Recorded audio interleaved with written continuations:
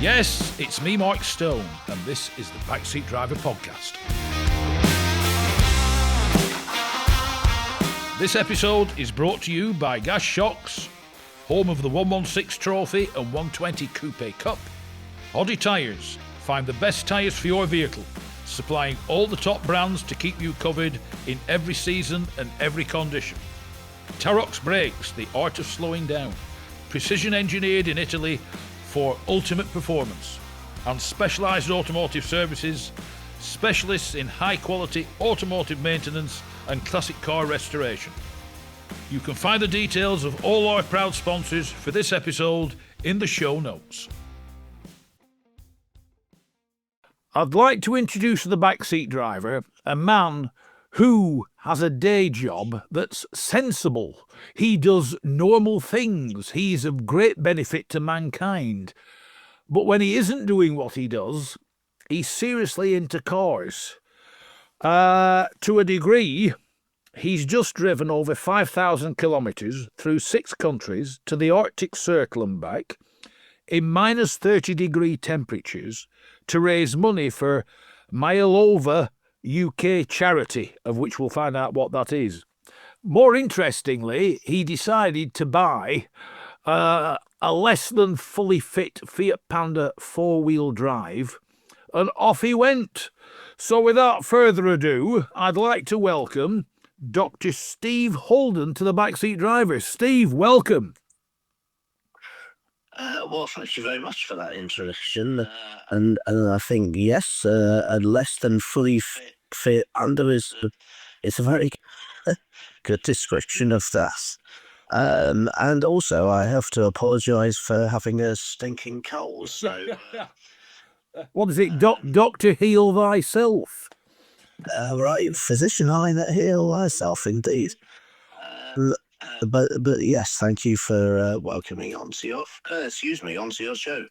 What brought this on? What suddenly gave you the idea of, let's buy a Fiat Panda? I mean, as you know, and listeners know, I am a great advocate of the Fiat Panda. I have a Panda Cross sat outside my house. They are phenomenal cars, but they were a car I don't think you'd ever been associated with. And why a Panda? Why one that wasn't in the first flush of youth? And why drive it 5,000 kilometres to the Arctic Circle and back? Yes, so quite a few of my motoring peers, if you like, asked me the same question. But so the last couple of years, in the winter, I've been out to Colorado to Bridgestone's Centre for driving skills, where they have a really quite impressive terrain-based course there for training in ice and snow, high-performance driving. And I've always enjoyed driving in the ice and snow. It's just been a thing of mine, amongst other some of my other motoring exploits, shall we say. But this year I thought, well, maybe I'll do something different, and I guess I was partly inspired by Harry Metcalf's trips to the Arctic Circle, which he did in an old Rolls Royce, which some of your listeners may have watched. Yeah, I mean that's an even more unlikely choice of vehicle to drive to the Arctic Circle and back. A Rolls Royce, a Series 1 Shadow, if memory serves. Yes, right. So I sort of set about thinking, well, I'd like to do that. But what car would I like to do it in? And people would say, you should take a Suzuki Jimny, or you should, use an SUV of some description. But I thought, well, what would be a more sort of unassuming vehicle to take? and the Fiat Panda just appealed to me. I would have liked to have taken one of the original Fiat Pandas, but Now worth a lot of money, your original Panda four-wheel drive, serious amounts of money. well, that was the issue with those, because I looked into them, and they were just very expensive, and perhaps 20 years ago or so we could have picked one up for a few £100. Now they're maybe £10,000 or something, so it was just not, it wasn't a viable option. So I thought, well, yeah, people joke about Fiats, fix it. Fix it again tomorrow, fix it again, Tony, yeah. Yeah. And I thought, well, what I'm looking for is something that's lightweight. It's, it's not a complicated car, although, as I've discovered, it perhaps is more complicated than you think. But so it's not a difficult car to deal with. And I thought, well, yeah, let's buy one of those. So yeah, I suppose that's how we got to it. But when you acquired it, you paid the princely sum of, was it £2,000 for it? You discovered that its previous owner had decided to modify it a little bit. Well, I mean, whether they did or didn't, but certainly their garage had decided to modify it. And yes, I mean, I bought it from an eBay trader, and when I looked into it further, that they had done a variety of things to it. Plus, also, it wasn't running when it arrived to me, so it was delivered on the back of a truck, and it was described as running well, but I could barely drive it down the road. Yeah, so it had been running well, but not when it arrived with you. Right, yes. I mean, don't mind me asking, what year is it and how many miles had it done? So it's a 2014 4x4 twin-air Panda. And when I bought it, it had done about, I think it was about 98,000 miles. Yeah. Which isn't bad going. I mean, mine's just about to clock up 50,000 and it's due for a major service. But they always are. You've got to keep on top of them and keep everything tightened up and fully lubricated. That is one of the mainstays of owning a Panda four-wheel drive. But they never give up. Anyway, sorry to interrupt. Carry on, do. No, that's fine. Well, I mean, yes. I mean, when it arrived, it really didn't function at all. I could just about drive it down the road, but that was about it. Yeah. And it had a variety of issues, knock sensor faults, and all the rest of it. And unfortunately, I happen to have a good friend who is also he's a proper old school motor mechanic.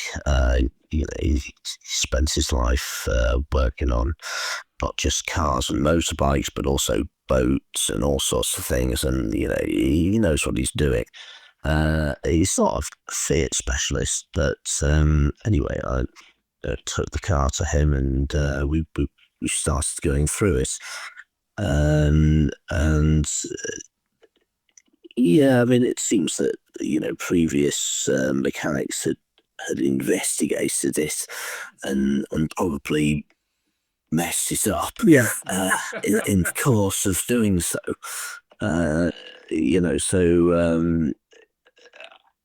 whether the knock sensor issue was really the thing in the first place, we don't really know. But certainly there were a lot of problems to do with wiring between the knock sensor and the ECU, and having used the wrong oil, which I think in those, which you'll probably know, is kind of critical with those cars. It has to be 030s, otherwise it's a bit too thick for the poor little darlings to cope with. Right. Yeah. So I think like flushing flushing it out and putting the proper oil in it, plus rewiring it and doing a variety of other things. I mean, there was the exhaust issues and the CV joints and a whole load of things that needed sorting out on it. So the prep was important, I think. But yeah. And given to where you were taking it, what else did you do to it to get it ready to run in serious sub-zero temperatures in relatively hostile conditions? Yes, I mean, one thing excuse my voice again. One thing I was concerned about was the coolant, and would it actually take those kind of temperatures, especially going below potentially below -40. Yeah. So used acetone coolant, but at a ratio of 70-30. Yeah. And then use the refractometer to check that it would deal with those temperatures. Yeah. So that was probably the biggest thing that we did to prepare it specifically for the temperatures that I was going to encounter. Yeah. Other thing, I mean, the auxiliary belts, that was clearly quite frayed and degraded, so replaced the auxiliary belts. But otherwise, just general maintenance issues, like, changing the oil and with the correct oil and dealing with those kind of matters. The tyres, I suppose, actually, I didn't mention, were a big deal. Yeah. And I was thinking, well, what tyres do I need in those kind of, really significant, really, really problematic conditions? Yeah. And should I use just winter tyres that you'd get in the UK, or do I need something more serious? And out there, as I noted when I was there, most people use studded tyres, but as you probably know, you can't drive studded tyres in the UK. It's illegal, and also across in the Netherlands and Germany, you can't use studded tyres. So it was kind of finding a tyre that was going to be acceptable, Yeah. but not a studded tyre. And I'd ordered these Nokian tyres, Nokian Hakkapeliitta R5s, which are a studless tyre. Yeah. Reckoned to be ice rated. Yeah. And I think I ordered them about, well, anyway, it took about 2 months, and then I got an email saying they're not available or something. So there's a bit of a backstory to this. I ended up driving out to the Nürburgring. Yeah. Not in the Fiat Panda, but in another car of mine, and buying these Nokian tyres from Germany. Yeah. It's just where I could get them from. So a bit of a bonkers side story, but that's sort of it. And those tyres proved to be absolutely excellent. Yeah. I had no problem with them at all, and even though some locals said you really need to be using studded tyres up here. They were absolutely fine. Because one thing we failed to mention, you also decided to do this end of December, early January. You couldn't have picked a colder time of the year, could you? No. No. And also, not only the colours, the light as well. So there's very little light, particularly as you got further north. Perhaps a couple of hours of light per day, and especially up in the Arctic Circle. So a place called Jokkmokk, which is where we reached the Arctic Circle, had essentially no light at all. So, what route did you take from England? So got the ferry from Hull to Rotterdam. Yeah. Then crossed into Germany from the Netherlands. Then from Germany into Denmark, and I took the boat from Copenhagen to Oslo. Yeah. So then through into Norway, across into Sweden, and then really up through Sweden to the north of Sweden, essentially. So that was. Because was it Sweden where you were joined by your co-driver and fellow passenger? That's correct. Yes. So he flew out and met me in a place called Östersund, in Sweden. Yeah. So from there, what route do you take to get to the Arctic Circle? I mean, it's not somewhere I've ever been. It's not somewhere I've ever considered going to. Well, I mean, why would you? But yeah. Yeah. So from there, I mean, I was already quite a way into the trip at that point. When I picked him up, and the conditions that it was snowing. I was wondering whether his flight was going to make it, but The Fiat Panda will make it, but the modern aircraft might not.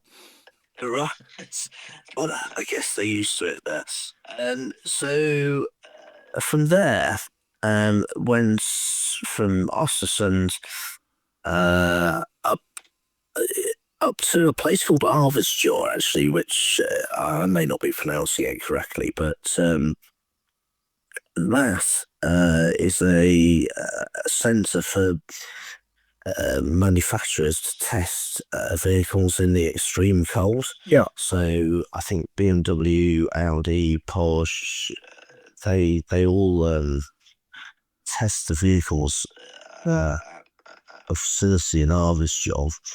And yeah, so stayed there, and then to get to the Arctic, that's about, I think it's about 50 miles south of the Arctic Circle, and then to get from there to the Arctic Circle, drove up to a place called Jokkmokk.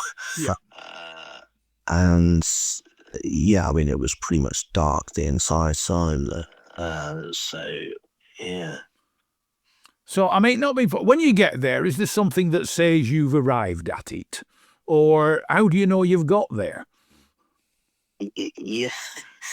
Yes, so there's a visitor centre there, and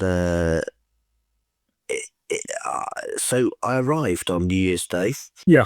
And so the visitor centre was technically closed, but there were some locals that were just doing some kind of work to the exterior of it. Yeah.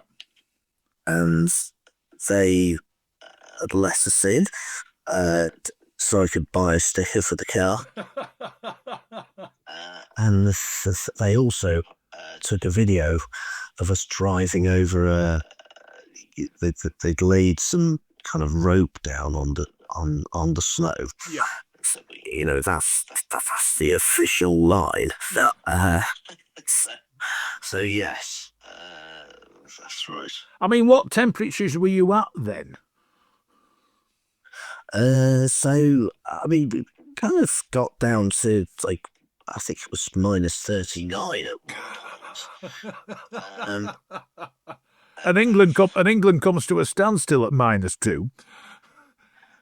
Well, that was, one of the things that, both myself and my co-driver found amusing, because we were looking at these news stories in the UK where it was saying, danger to life and all these issues regarding snow and ice. And we were just driving along at, -20 odd and no real issue. I mean, it sounds ludicrous, but driving on compacted snow and ice at 60 odd mile an hour, and that sounds reckless, but everyone's doing that. Yeah. And with the right tires and driving appropriately, it was fine. Yeah, I mean, what was like the locals' reaction? Were they keen, or did they look at you and think, "Who's this pair of nutties?" Yeah. Better still, why are they in a Fiat Panda? Yeah, we did have a few looks. I think mainly that we were driving a Fiat Panda, which just don't see those up there. It's literally Volvos everywhere. Yeah. And also some American cars as well. So you get a variety of like Dodge Rams and Silverados and things like that, but mostly Volvos. And the other thing I noted, like, if we're on the motoring theme, the SUV is not something that's really caught on up there in the estates. Yeah. And they tend to drive estates, which I quite like that. Which means, contrary to popular belief, they're all driving round in two-wheel drive, rear-wheel drive cars. Right. Well, this is it. I mean, there were quite a lot of old 940s, 740s. They were still smoking around in those kind of conditions. Yeah. I mean, I think I've got a video actually where we were following what was, I think, a 740 estate or a 940 estate, but anyway, and we're doing 50, 60 mile an hour on compacted ice. It's a rear wheel drive car, and it's being driven perfectly well. Yeah. That's one of the things. I mean, we have a bit of ice and snow and it's a danger to life. They do it all the time on conditions we cannot conceive of, which is probably one reason why the Scandinavian rally drivers are so good, because to them it's everyday conditions. Yeah, well, I mean, I think we did reflect on that. Like, well, there's a reason why a lot of world-class rally drivers has come from this part of the world, and they've grown up driving on these in this type of weather. While we all think we're doing well on a bit of snow, I mean, your average Scandinavian granny in a rear-wheel drive Volvo will think, what are they making all this fuss about? Exactly.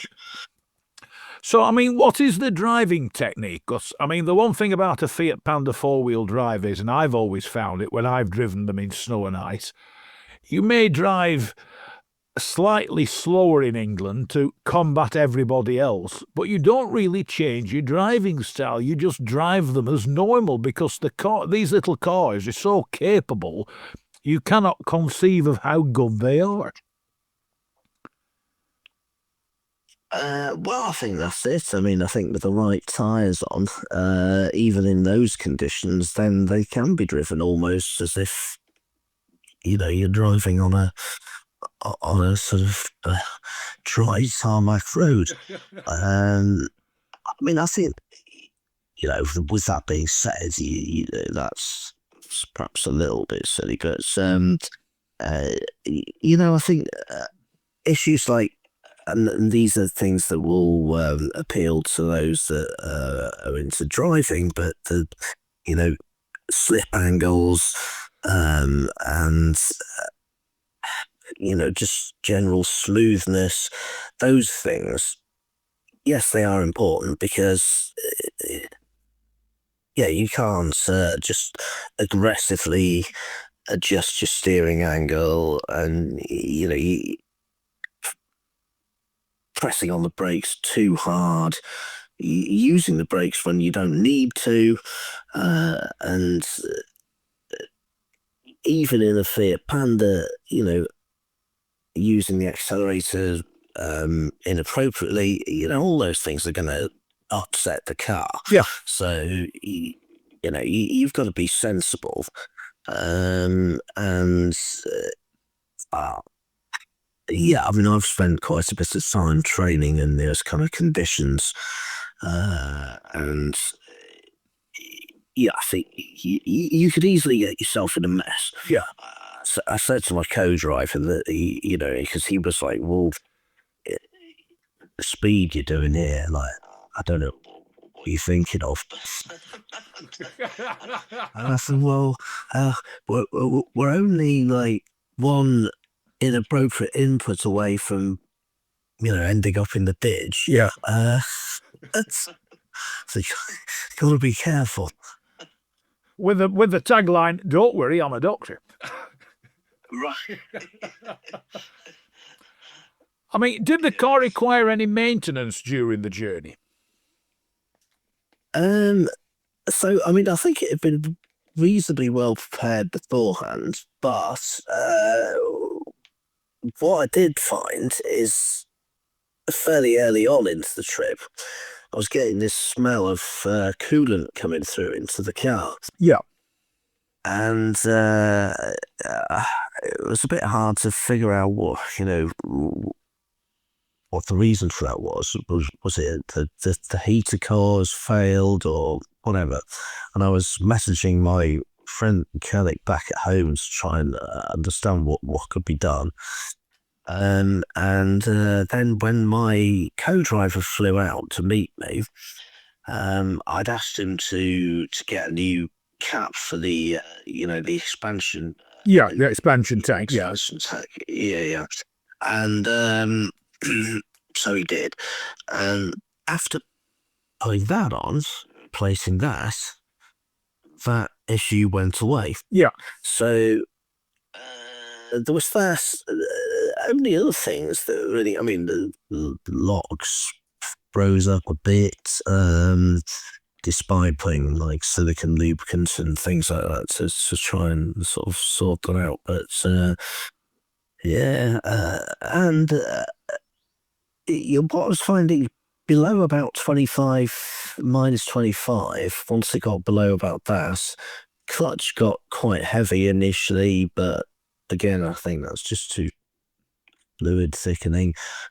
And there was also quite a significant noise, and I don't know what it was, but I think it was like a wheel bearing. Yeah. Again, as it warmed up, it was fine. Yeah. Well, I mean, the thing is, cars are manufactured to cope with what you would call ordinary conditions. So a lot of the lubricants and the oils and the fluids, though they can cope with these temperatures, it's like you said, they thicken up, which means you have to wait for the warmth that the car generates to thin them out to the, shall we say, the viscosity that they're used to working at.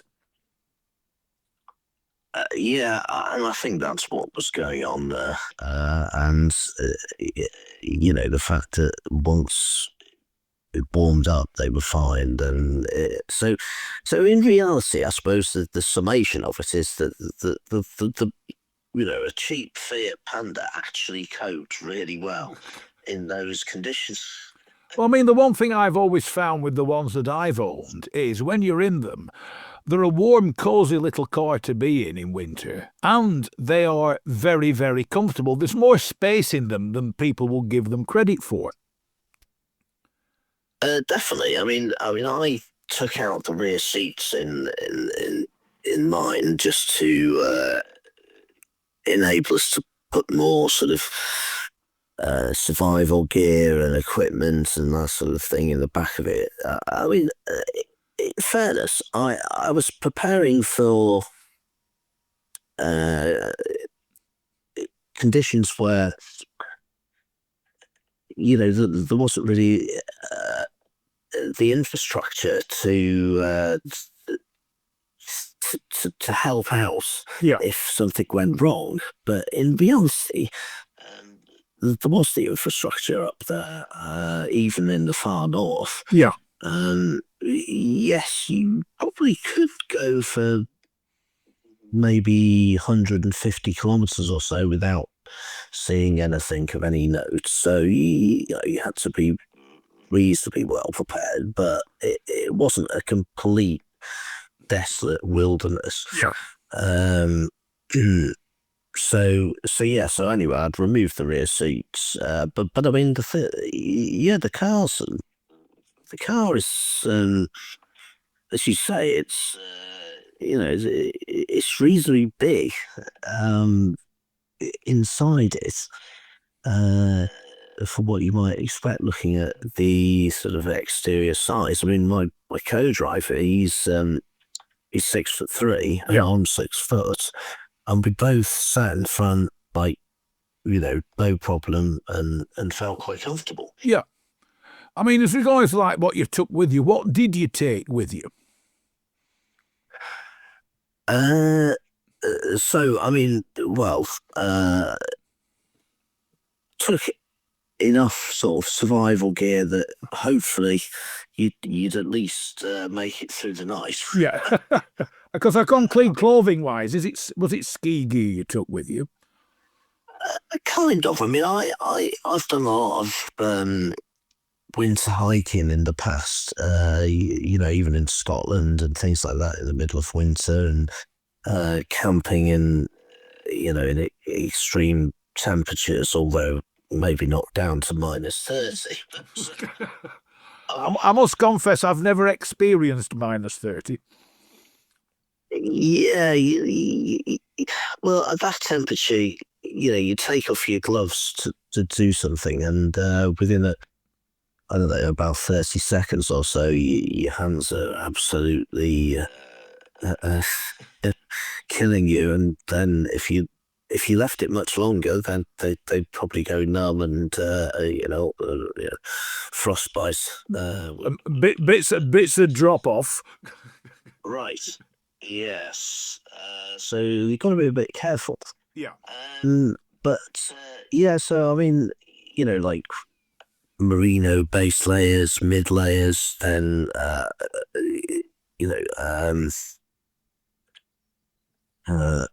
down jackets. Yeah. And snow boots. Then I also took a variety of different items of survival gear. Yeah. For lighting fires, winter gas, stove, kindling, things, all that sort of stuff that if the worst came to the worst, it never did, and it seemed a bit ridiculous that I took all of that stuff. But then if the car broke down, whilst we were out in kind of the middle of nowhere, then I think we need to be prepared to survive. Yes. I mean, how do you go on getting fuel in these remote places? Or is fuel relatively easy to come by? Did you have to carry a couple of cans per chance? So I anticipated that it wouldn't be very easy, but actually it wasn't. It wasn't that bad. I just made sure that wherever we were, we just filled it up. Yeah. And as you probably know, the Panda doesn't have very big fuel tank, does it? So, No. You don't go a tremendous distance before you're looking to put some more into it. no, so I did fill it up at the earliest possible opportunity. I did take a couple of jerry cans with me. Yeah. Because I thought, well, yeah, as you say, it could be a problem, but it actually wasn't. I mean, the other thing I thought was, well, if you know, if we were stuck in the snow, and I needed to run the engine, then that would be another reason to have some extra fuel. So yeah. So in total, you say it's 5,000 kilometres you covered, isn't it? Yeah, it was pretty much 5,000 kilometers exactly. Yeah, a round trip. Yeah, and that doesn't include the ferries. So that was 5,000 kilometers driven. Yeah. And when you got to the Arctic Circle, did you stay there at all for any period of time? Or did you say, right, we've done it, head south? Uh, well, we actually stayed in Arvidsjaur, which was just south of the Arctic Circle. Not bloody, it was about 50 miles or something like that. Um, So yeah, we stayed there for 2 nights. Yeah. I have to say that that was a fantastic hotel. It's off for sure. I stayed in some reasonably rough, cheap places along the way. Yeah. But when we stayed in Arvidsjaur, which is where the manufacturers do their winter testing and all of that, stayed in. I suppose you could describe it as kind of like a lodge. It was a house. It was a nice place. Yeah. So, and I mean, now you're back. Was it your intentions to keep the Panda, or have you become a devotee of these fine little cars? Well, that's a good question because yeah, when I originally bought it for the trip, I thought, well, once it's done, I'll just sell it on. However, after all the work that's been done on it, and then just sitting in it and driving it for I think it was about 16, 17 days. Then I've grown to really like it. You become attached to it. Right, yeah. I mean, it's a great little thing. And even my co-driver, he kind of thought it was a bit of a mad purchase in the first place, but once he drive, he's got a 911T and a Range Rover Sport, and he's got a camper van. So, you know, his idea of this thing was like, what is afters? But at the end of the trip, he was like, well, you can't get rid of this. It's like, it's a great car. So, I mean, is it a car that you will continue to use? I suppose the problem is if you do use it in the UK, it will all seem a bit tame compared to what you and the car have done. Well, it might. And I hadn't thought about that because, I mean, I could use it as a winter vehicle and, just a general, utility car for or going to the tip or anything. But it's more than that, though. I mean, it drives well. It's, it's a great little car. And the other thing I thought about, which I've not really sort of spent too much time on yet, but but I did wonder about doing some green laning. So that's I mean, they are popular. The one thing people tend to do if they green lane them is raise the suspension and fit larger wheels to them, which means they can fit more aggressive off-road tyres, because my Panda is standard, which means I have a selection of about 2 different types of tyre, which are all the same size. It's just 2 different manufacturers. But you can't play about with tyres on the standard rims, because the other thing is the tyres on the Pandas 4x4s form part of the suspension, which is why they tend to be a bit bouncy at times. Well, yes. I mean, I think I'd have to look into all of that, and but green laning is something I've never really, I've not already entertained.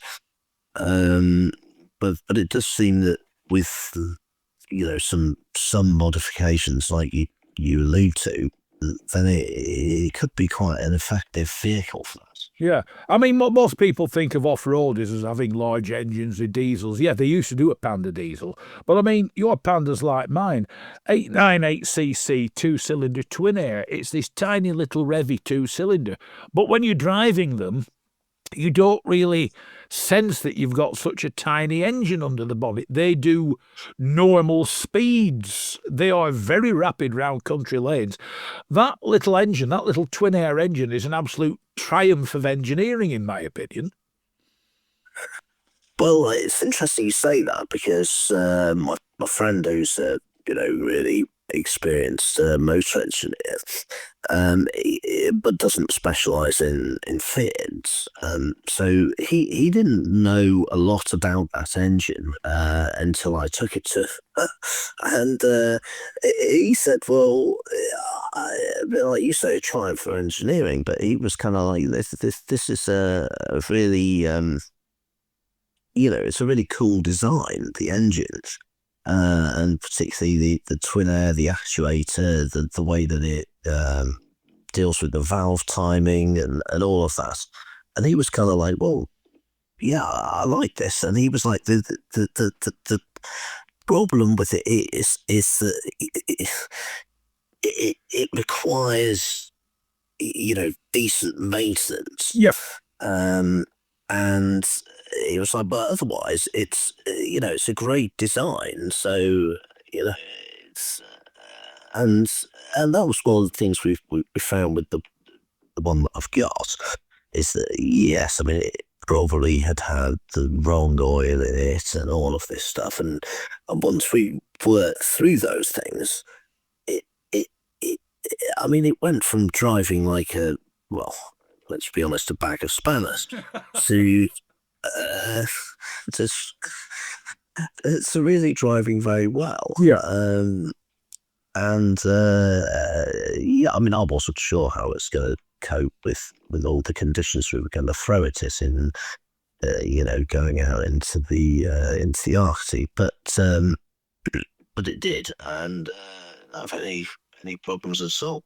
Well, the other interesting thing is the 4-wheel drive systems on them. I mean, the very, very early Panda 4-wheel drives that had a Steyr-Puck system, you pulled a handle up to lock it into 4x4. But on the modern ones, like mine, it's all electronically done, and you run all the time in automatic 4x4, which means for the bulk of the time it's a front-wheel drive car with a little bit of drive to the rear, or you can flick a switch, or in probably our case, you turn a little knob just behind the gear lever, and you can lock it in 4x4, but you can't do over 25 miles an hour in it. But apart from that, you've no real control over its all-wheel drive system. The car does it itself, but it does it incredibly well. Well, actually, so that's an interesting point that you mentioned, because I was sort of fascinated to understand how is this car going to work when I take it out onto low grip surfaces, snow and ice, all the rest of it. Because I mean, I've driven all sorts of cars, including Haldex, vehicles, or proper 4-wheel drive cars, front wheel, rear wheel drive, as you probably have, and I thought, well, how is this Panda going to behave? And I was really quite surprised by it, because I didn't like the fact that you can't really do that much with it other than, like you say, that electronic locking differential below whatever it is, 30 miles an hour or something. Yes, you can activate that. But you can't disable the traction control, stability control, or anything. And I thought, that's going to impede my ability to drive it properly. Yeah. But actually, I found the opposite. It was great. Even comparing it to, say, like a Golf R, like a Haldex car or something, you could manipulate it in quite a sort of acute way. So I was impressed by it for sure. Because I know one thing you commented, as a keen driver, you said you thought you might find it entertaining to get it a little bit of the old opposite locking on the corners. And the Pandas are somewhat against you doing that, but they just drive round corners. I know you said it takes an enormous amount to upset them. Well, absolutely. It did. I mean, I did find that you could sort of drift it to an extent, but I mean, there was a roundabout actually. It was quite funny. I think what was it? A Passat was a couple of cars ahead of me on a roundabout in over Blair in Sweden. The weather was obviously cold, snowy, and this Passat was doing a drift, and I think he'd sort of he'd induced the drift by sort of knocking it forward a bit, and then on the brakes, and then so I looked at that and I thought, well, that was quite funny,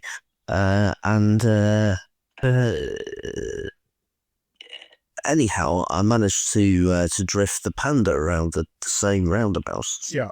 I would like to say that I understood exactly how the car would enable me to do that, but I'm still not sure that I do.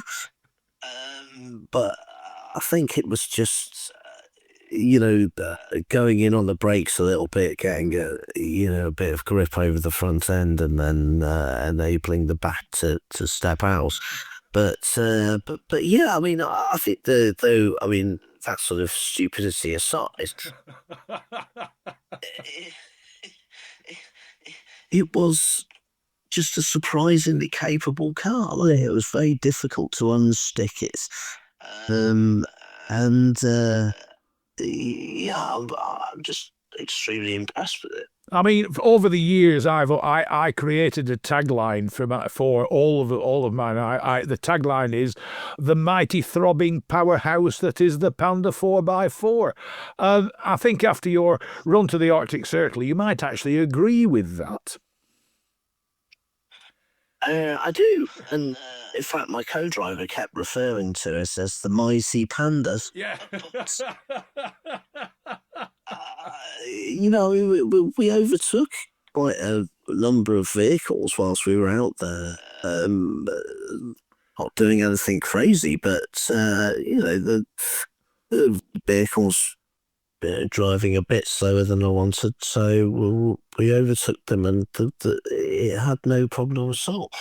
You tend to find if you do that with them, you get a look of horror and disdain off the driver of the more potent vehicle as this tiny little Panda comes rocketing past them. Well, maybe, although I have to say, in those parts of where we were, the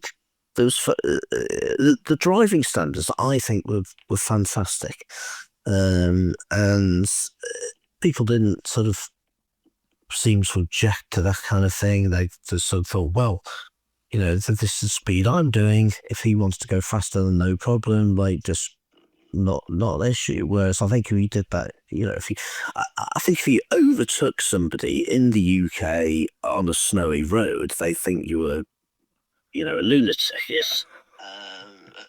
Whereas there, it was just like, well, that was. Yes. The driving standards generally, though, I found were very good. That people would, would be very rarely using the brakes. Yeah. You'd follow somebody, and into bends. So they're using engine braking, acceleration sense. They're not sort of on and off the brakes. And if they were going to make a turn, or that they, etc., that they would be rolling back the speed very early. Yeah. And these are all kind of, I guess, driving styles that you wouldn't really see in the UK very much. I'm of a great opinion that the standards of driving in the UK have dropped off the bottom of the chart. Yes. Well, I think I agree with you on that. Now, before we go, you did this for Myeloma UK, the charity. Don't mind me asking, what is myeloma? So it's essentially it's a type of blood cancer. Yeah. So it's not leukemia, but it's a not dissimilar disease. Yeah. Without going into the whole medical, sort of technicalities of it, but I think blood cancer is probably the easiest way to describe it.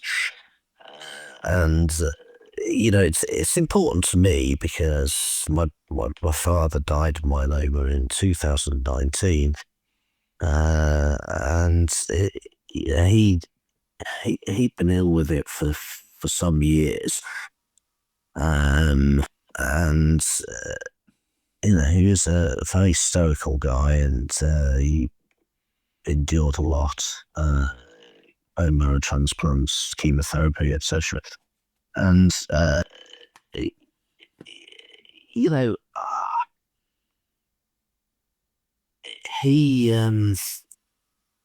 been to the Arctic Circle himself. Oh, right. But not in a well, he'd not.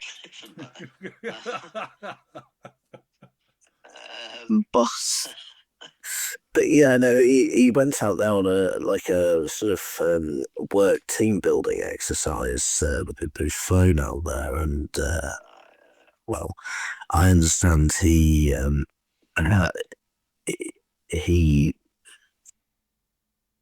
went to this like freezing water and managed to spend the greatest amounts of time in it compared to any of his peers. Yeah.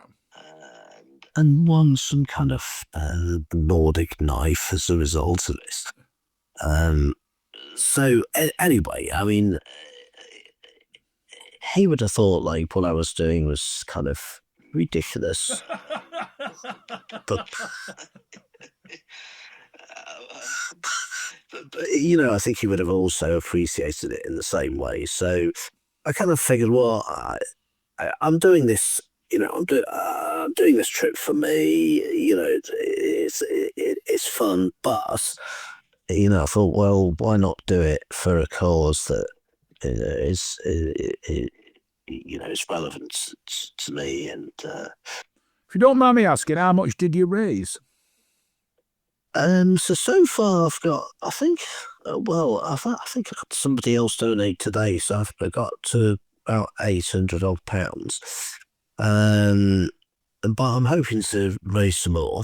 Yeah.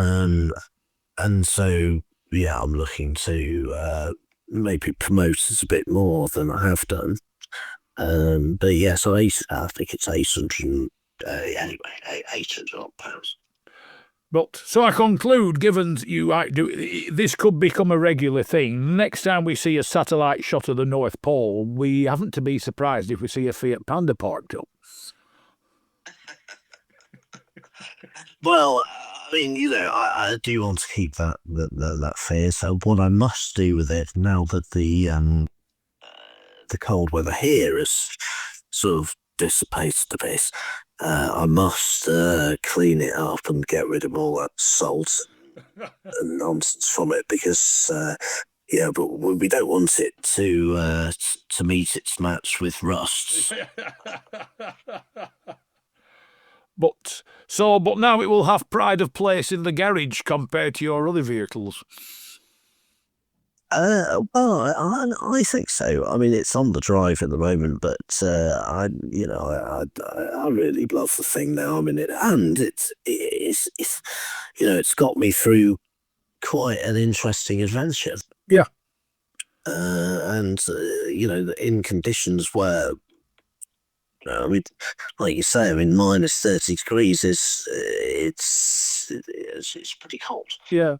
I can't really foresee the modern EV being able to tolerate these temperatures up there, really.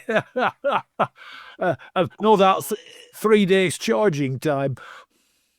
Well, it's interesting you say that because I think Norway, there are, like 90% of new car sales in Norway are EVs. Yeah.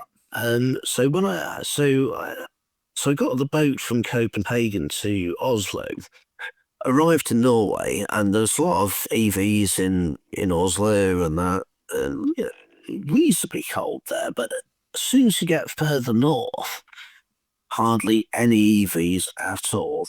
Lots of old Volvos, like all these things, but EVs, no, hardly any.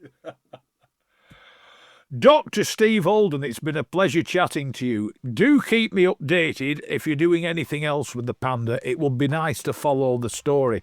But once again, Steve Holden, thanks very much for joining me on the Backseat Driver. No, thank you. Thank you for having me. It's been a pleasure, and apologies, a bit under the weather, but yeah. And to welcome a new-founded Panda four-wheel driver enthusiast. But once again, Steve Holden, thanks very much indeed. Thank you. All right, have a good day.